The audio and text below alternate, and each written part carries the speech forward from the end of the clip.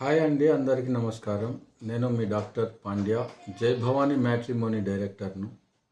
ఈరోజు చాలా క్రిటికల్ అయిన విషయంతోనే మీ ముందుకు వచ్చాను. అసలు ఆ ప్రాబ్లం ఎందుకు వచ్చింది, దాని తర్వాత పరిణామాలు ఏంటి అనేది మనం ఈ వీడియోలో చూద్దాం. విషయం ఏంటంటే, రీసెంట్గా మేము తెలుసు కదా, మా మ్యారేజ్ బ్యూరోలో వీక్లీ ఒక 5-6 సంబంధాలను గురించి మాట్లాడుతూ ఉన్నాం, నేను నా టీం. ప్లస్ లాస్ట్ ఇయర్ కంటే బిఫోర్ లాస్ట్ ఇయర్ ఒక సంబంధం, అది కొన్ని ఒడిదుడుకుల వల్ల చేయలేకపోయినా మళ్ళీ రిటర్న్గా ఒక 6 months బ్యాక్ మా దగ్గరికే వచ్చారు. వాళ్ళు అక్కడిక్కడ తిరిగి సరే మంచిదని మ్యారేజ్ చేయడం జరిగింది. సెట్ చేసినాం, గిఫ్టులు అన్నీ బాగానే జరిగినాయి. కానీ మ్యారేజ్ జరిగిన తర్వాత ఒక 5 days, మోస్ట్లీ 5-6 days తర్వాత ఒక భయంకరమైన నిజం మాకు తెలిసింది. అదేంటంటే, అబ్బాయి ఆ పెళ్ళి అనే బంధానికి అర్హుడు, అంటే ఏమంటారు దాన్ని, పెళ్ళికి పనికిరాని అబ్బాయి, సంసారం చేయలేని అబ్బాయి. మీరు తమ్మునేలు చూసే ఉంటారు కదా, మీకు అర్థమై ఉంటారు.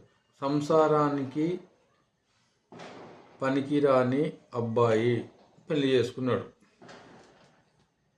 ఇప్పుడు కట్టుకున్న భర్తే సరే, అది తాగుతాడా, కొంతవరకు భార్య ఎక్స్క్యూజ్ చేస్తుంది. తింటాడా, లేకుంటే ఇంకేదైనా హ్యాబిట్స్ ఉన్నా కొంతవరకు మన తెలుగు రాష్ట్రాలలో ఉన్న స్త్రీలు కానీ ఇంకా ఏ స్త్రీ అయినా కొంతవరకు వేరే దురలవాట్లు, అంటే స్మోకింగ్ కానీ, డ్రింకింగ్ కానీ, లేకంటే ఇంకా వేరే అయినా బ్యాడ్ హ్యాబిట్స్ ఉన్నా ఎక్స్క్యూజ్ చేస్తారు. వాళ్ళ సంసారం కూడా ఎంతో బాగా ఉన్న సందర్భాలు మనం చూస్తున్నాం, బాగానే ఉంటారు. కానీ మనం అసలు పెళ్ళికే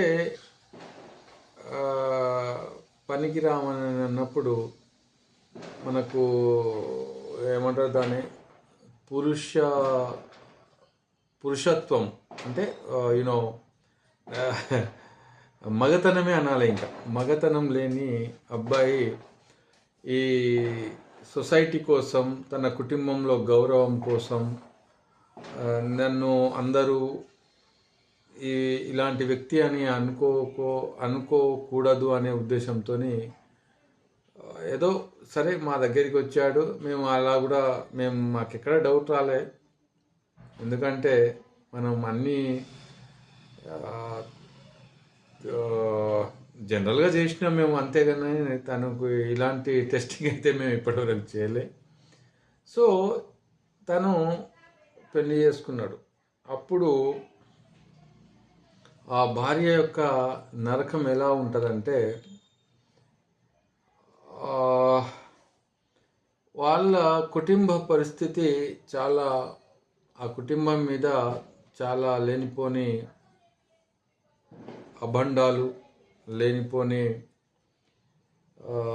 ఇక నేను నా మాటలలో చెప్పలేను. కానీ ఆ భార్య పరిస్థితి ఎలా ఉండదంటే, మొత్తం ఇంకా నా జీవితమే వేస్ట్ అని నిరాశతోని తను అప్పుడు ఏంటంటే 42-43 వెయిట్ ఉంటే వితిన్ 15-20 days, 30 days, 1 month అటు ఇటుగా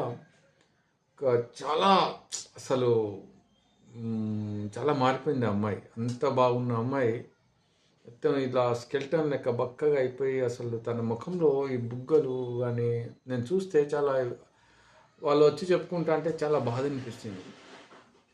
ఇది ఇంకోటి ఏంటంటే, వాళ్ళకు ఇక అదే లేనప్పుడు ఇక పిల్లలు ఎక్కడ పుడతారు. ఆ అమ్మాయికి పిల్లలు అంటే చాలా ఇష్టం. వాళ్ళ కుటుంబంలో ఇప్పటి వరకు సంతానం లేదు. ఫస్ట్ వాళ్ళ కుటుంబానికి వీళ్ళే. ఇలాంటి పరిస్థితుల్లో భార్యకు చాలా కష్టంగా ఆమె జీవితం అనిపించింది. తర్వాత వాళ్ళ మధ్యలో దూరం పెరిగింది. ఇక అది లేనప్పుడు భార్య భర్తల మధ్యలో దూరం అనేది క్రమంగా పెరుగుతుంది. అనుమానాలు, అవమానాలు, ముక్కుసూటి మాటలు, ఇక ఎన్నో, ఇక మానసికంగా, శారీరకంగా, ఆర్థికంగా, సామాజికంగా ఎన్నో సమస్యలు. ఇక సో విషయం ఏంటంటే చివరిగా సూసైడ్ ప్లాన్ కూడా చేసింది అమ్మాయి. ఆ అబ్బాయి కూడా ఇద్దరు కలిసి చనిపోయామని అనుకున్నారు. కానీ నేను ఇక్కడ ఏం చెప్తున్నా అంటే, ఏ సమస్యకైనా ఒక సొల్యూషన్ అనేది ఉంటుంది. ఏ సమస్యకైనా ఒక పరిష్కారం అనేది ఖచ్చితంగా ఉంటుంది. మగతనం లేనంత మాత్రాన వాళ్ళు వేస్ట్ అయిపోతారు అనేది కాదు ఇక్కడ. ఎట్ ద సేమ్ టైం ఆ అమ్మాయి జీవితం వేస్ట్ అనేది కూడా నేను అంటే ఇప్పుడు తను లేకుంటే ఇంకేంటి, వేరే పెళ్లి చేసుకోవచ్చు కదా హ్యాపీగా. What is wrong in it? Just ఒక పీడకలాగా మనం అనుకుంటాం కానీ, మర్చిపోదాం అనుకుంటాం కానీ, అది చాలా కుటుంబంలో, సమాజంలో ఎన్నో చాలా, ఇక అది మాటలలో చెప్పలేని బాధ. అయితే ఇక్కడ నేను అబ్బాయి తరపున నేనేమన్నా అంటే, సరే ఆ సమస్య ఎంతవరకు ఉన్నది, ఏమన్నా డాక్టర్లను సంప్రదించి లేకుంటే ఏదైనా కొన్ని మెడిసిన్స్తోని లేకుంటే ఒక చికిత్స, ఒక అలాంటి ఏమన్నా ఉంటే బాగుంటుందేమో అని నా ఉద్దేశం. అయితే ఫస్ట్ థింగ్, ఈ అబ్బాయి చేసింది మాత్రం పొరపాటు అండి. ఎందుకంటే ఒక నిజాన్ని దాసి తన స్వార్థం కోసం ఆమె జీవితాన్ని బలిపెట్టడం ఇది కరెక్ట్ కాదు. నా దగ్గరికి వచ్చే ప్రతి ఒక్క కస్టమర్కి నేను చెప్పాలనుకుంటున్నా, మీరు అబద్ధాలు చెప్పకండి, ఒకరి జీవితాలతో ఆడుకోకండి, ఒక జీవితాన్ని నాశనం చేయకండి. మీ స్వార్థం కోసం, మీ సౌలభ్యం కోసం, మీకు ఈ సమాజంలో గుర్తింపు కోసం ఇలాంటి తప్పుడు ఆలోచనలు చేయవద్దని నేను మిమ్మల్ని అందరినీ చేతులు మొక్కి చెప్తున్నా.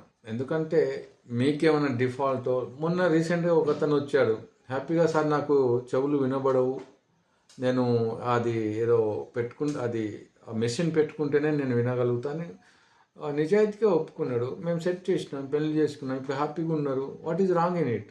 దేవుడు, భగవంతుడు మనకందరికీ అన్నీ కరెక్ట్గా ఇస్తారని కాదు. కానీ నేను ఏమంటున్నా అంటే, పెళ్ళికి ముందే మీరు అన్నీ కూడా అబద్ధాలు లేకుండా పెళ్లి చేసుకుంటే మంచిది అనేది నా ఉద్దేశం ఒకటి. రెండోది ఏంటంటే, ఆ భార్య ఎప్పుడు ఇలాంటి విషయం తెలిసిందో చాలా విచిత్రమైన ఒక పిచ్చిలాగానే ఒక సైకోలాగా బిహేవ్ చేస్తూ ఉంది. సో ఇలాంటి చాలా దౌర్భాగ్యమైన పరిస్థితులు ఉన్నాయి సమాజంలో. కాబట్టి దయచేసి మీరు మా దగ్గరికి వచ్చే వాళ్ళు అబద్ధాలు చెప్పకండి. మీరు దయచేసి, ఇంతకంటే నేను ఏం చెప్పలేను.